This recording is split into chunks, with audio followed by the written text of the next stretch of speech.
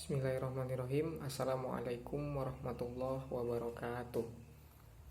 Perkenalkan, nama saya Ilham Kurniawan, NIM 203200010. Di sini saya akan menjelaskan tentang tugas resume makalah kelompok mata kuliah Komunikasi Organisasi Pendidikan dengan dosen pengampu yaitu Ibu Sumiani MPD. Baiklah, langsung saja di sini saya akan menjelaskan tentang resume yang telah saya buat dari makalah kelompok 1 sampai kelompok 9. Baiklah, langsung saja resume makalah kelompok 1. Komponen proses komunikasi. Komunikasi secara umum adalah suatu proses pembentukan, penyampaian, penerimaan, dan pengolahan pesan yang terjadi di dalam diri seseorang atau di antara dua atau lebih dengan tujuan tertentu. B. Fungsi komunikasi. Fungsi komunikasi menurut Effendi dapat dikelompokkan menjadi 4 bagian, seperti yang tertulis dalam buku Ilmu, Teori, dan Filsafat Komunikasi adalah sebagai berikut. Yang pertama yaitu menyampaikan informasi. Yang kedua yaitu mendidik. Yang ketiga yaitu menghibur. Dan yang keempat yaitu mempengaruhi. Kemudian C. Tujuan komunikasi. Secara khusus, tujuan komunikasi bertujuan untuk 1. Menetapkan dan menyebarluaskan tujuan perusahaan. Yang kedua, menyusun rencana untuk menyelesaikan tujuan. Yang ketiga, mengorganisasi sumber daya manusia serta sumber daya yang lainnya secara efektif dan efisien. Yang keempat, menyeleksi, mengembangkan, dan menilai anggota organisasi. Yang kelima, memimpin, mengarahkan, memotivasi, dan menciptakan iklim yang memunculkan keinginan untuk memberikan kontribusi. Dan yang keenam, mengendalikan prestasi. D. Adapun komponen komunikasi. Dalam proses komunikasi terdapat komponen komunikasi yang wajib terpenuhi karena merupakan sebuah bentuk kesatuan yang utuh dan bulat. Bila salah satu unsur tidak ada, maka komunikasi tidak akan terjadi. Lanjut, makalah kelompok 2. Materinya yaitu tentang model-model komunikasi. Model komunikasi mekanistis terdiri dari one-way communication dan two-way communication. Salah satu contoh model komunikasi mekanistis tipe one-way communication adalah metode ceramah di dalam proses pembelajaran, yaitu guru menyampaikan materi dan peserta didik menyimaknya dengan baik.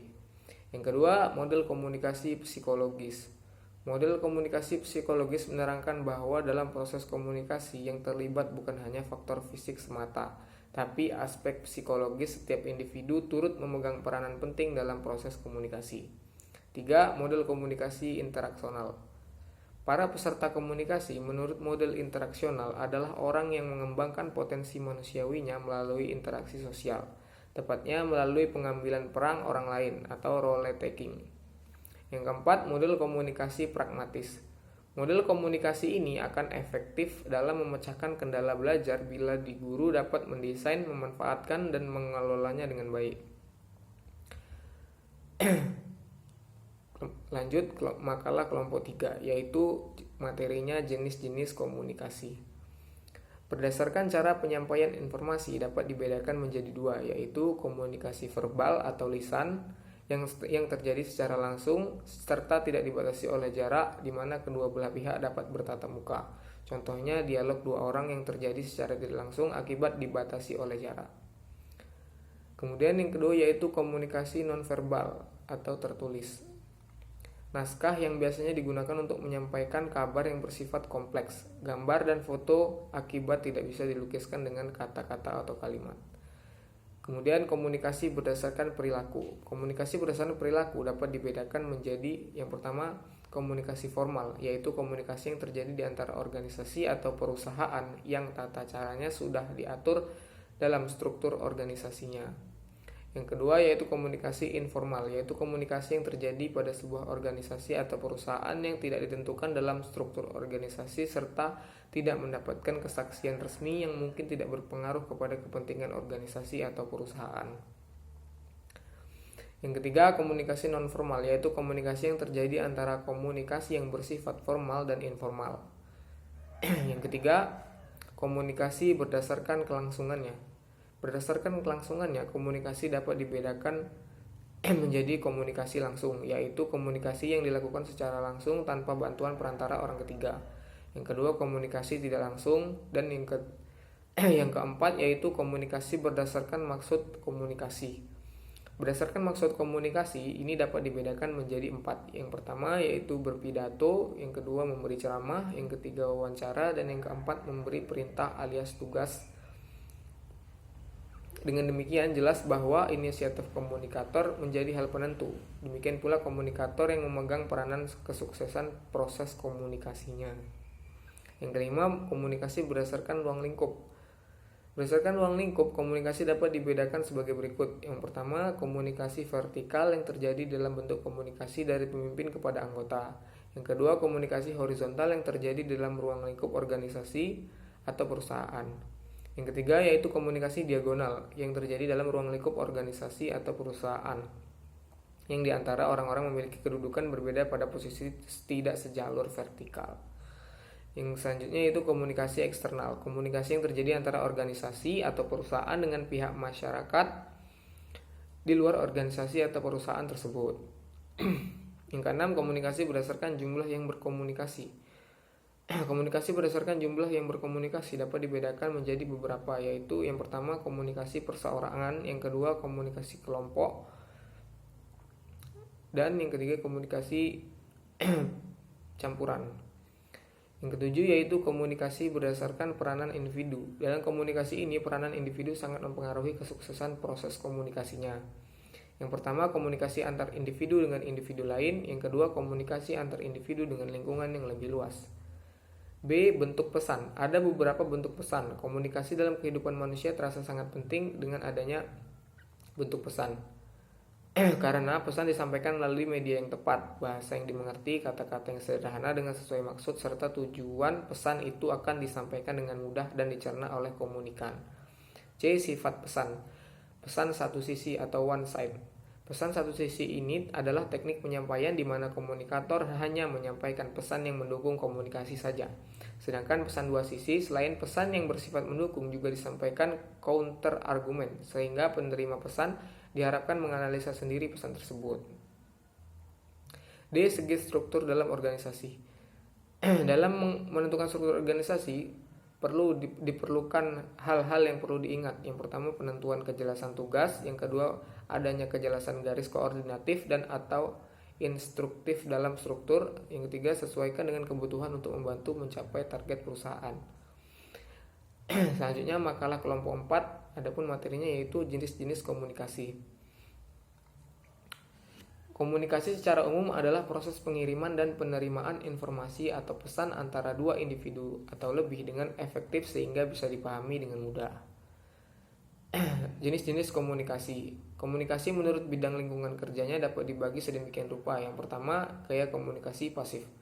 Yang kedua, yaitu gaya komunikasi agresif. Yang ketiga, gaya komunikasi pasif agresif. Yang keempat, gaya komunikasi asertif. B. Komunikasi menurut jumlah yang berkomunikasi. Yang pertama dapat dibagi menjadi beberapa bagian. Yang pertama yaitu komunikasi intrapersonal. Yang kedua komunikasi perseorangan. Yang C. Komunikasi menurut aliran komunikasi. Dapat dibedakan menjadi beberapa bagian seperti komunikasi satu arah, komunikasi dua arah, komunikasi ke atas, komunikasi ke bawah, komunikasi ke samping, dan seterusnya. D. Komunikasi menurut ruang lingkup. Komunikasi menurut ruang lingkup dapat dibedakan menjadi sedemikian rupa. Yang pertama komunikasi internal, yang kedua komunikasi vertikal, yang ketiga komunikasi horizontal, yang keempat komunikasi diagonal. E. Komunikasi menurut perilaku. Yang pertama komunikasi formal, yang kedua komunikasi informal, yang ketiga komunikasi non formal. Selanjutnya makalah kelompok 5. Adapun materinya yaitu gaya-gaya komunikasi. Gaya komunikasi didefinisikan sebagai seperangkat perilaku antar pribadi yang terspesialisasi digunakan dalam suatu situasi tertentu. Macam-macam gaya komunikasi. Yang pertama, a controlling style. Yang kedua yaitu the equalitarian style. Yang ketiga, the structuring. Yang keempat, the dynamic style. Yang kelima, the regulishing style. Yang keenam, the withdrawal style. Adapun faktor-faktor yang mempengaruhi gaya komunikasi, yang pertama kondisi fisik, yang kedua peran, yang ketiga konteks historis, yang keempat kronologi, yang kelima bahasa, dan yang keenam hubungan, yang ketujuh kendala. Adapun hambatan dalam gaya komunikasi, yang pertama ada hambatan teknis, yang kedua hambatan semantik, yang ketiga ada hambatan manusiawi. Oke, baik, lanjut dari ke kelompok 6. Adapun materinya yaitu teknik-teknik komunikasi. Komunikasi yaitu berasal dari kata komunis yang artinya sama makna, yaitu sama mengenai satu hal. 1. Teknik komunikasi informatif. 2. Teknik komunikasi persuasif. Yang ketiga, teknik komunikasi koersif atau instruktif. Yang keempat, teknik komunikasi dialogis. Adapun kendala dalam komunikasi dialogis, yang pertama protectiveness atau perlindungan, yang kedua defensiveness atau pertahanan, yang ketiga tendency to evaluate, yang keempat narrow perspective, yang kelima mismatched expectation, yang keenam instructive time. Lanjut makalah kelompok 7. Adapun materinya yaitu media komunikasi. Media komunikasi dalam pendidikan adalah seperangkat alat bantu atau pelengkap yang digunakan oleh guru atau pendidik dalam rangka berkomunikasi dengan siswa atau peserta didik.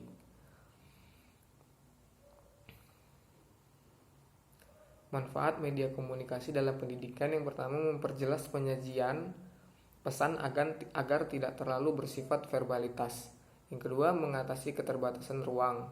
Yang ketiga, memberikan pengalaman nyata dalam menumbuhkan kegiatan berusaha sendiri di kalangan siswa.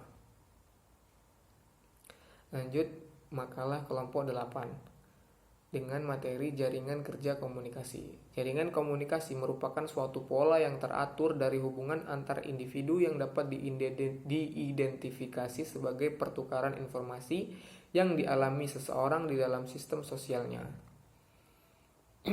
Jenis-jenis jaringan komunikasi. Yang pertama, komunikasi sinkron chat. Yang kedua, komunikasi sinkron call. Yang ketiga, komunikasi sinkron video call. Yang keempat, komunikasi asinkron chat.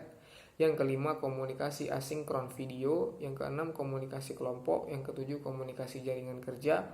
Yang kedelapan, komunikasi formal. Yang kesembilan, komunikasi informal. Dan yang kesepuluh, komunikasi nonformal. Lanjut makalah kelompok 9. Adapun materinya komunikasi organisasi pendidikan. Komunikasi pendidikan adalah suatu bentuk interaksi yang dalam ruang lingkup sekolah maupun hubungan dengan masyarakat bertujuan untuk pembicaraan yang berhubungan dengan masalah-masalah pendidikan. Yang B yaitu komunikasi internal. Komunikasi internal adalah komunikasi yang terjadi di dalam sekolah antara kepala sekolah dan guru, antara kepala sekolah dengan siswa, antara kepala sekolah dengan tata usaha, antara guru dengan guru, antara guru dengan tata usaha, antara siswa dengan tata usaha, dan komunikasi antar siswa dengan siswa. Yang ketiga ada komunikasi eksternal. Komunikasi eksternal adalah komunikasi yang terjadi di luar sekolah, yaitu komunikasi yang terjadi antara sekolah dengan masyarakat, yakni orang tua atau wali siswa dan masyarakat pada umumnya. Tujuan kerjasama sekolah dengan orang tua atau wali siswa dengan dasar kesamaan tanggung jawab dan kesamaan tujuan. Baiklah, mungkin itu saja yang dapat saya jelaskan dari resume makalah kelompok dari kelompok 1 sampai kelompok 9. Lebih kurangnya saya mohon maaf. Saya akhiri, wabillahi taufiq wal hidayah. Wassalamualaikum warahmatullahi wabarakatuh.